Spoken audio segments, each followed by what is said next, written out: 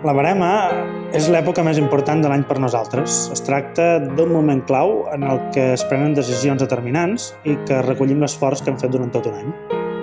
És el moment de ser precisos i pacients. L'equilibri entre l'acidesa, el grau, la maduresa és vital per aconseguir l'excel·lència.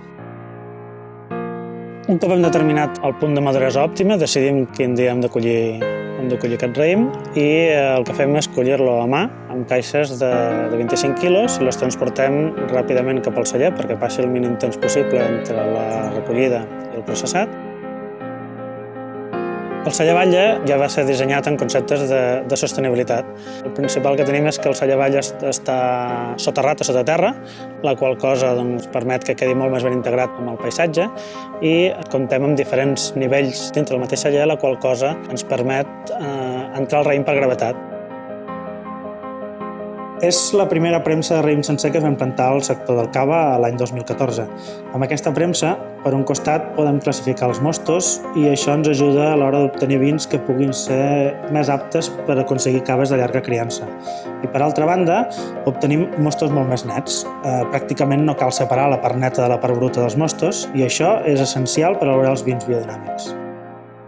Soc el David Piqué, enòleg i el responsable d'elaboració del vi aquí a Gramona i fa 16 anys i 17 veremes que estic treballant aquí.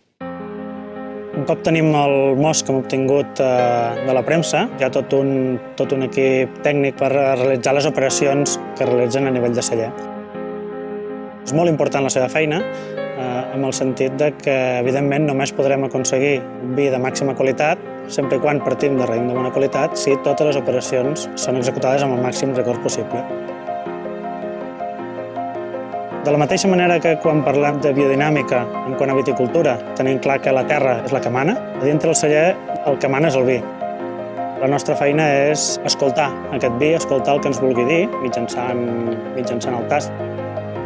Aquest tast sensorial l'acompanyem d'analítiques fisicoquímiques que fem al laboratori. És tan important la part sensorial, que és la part artística, com la part analítica, perquè una cosa ens complementa l'altra.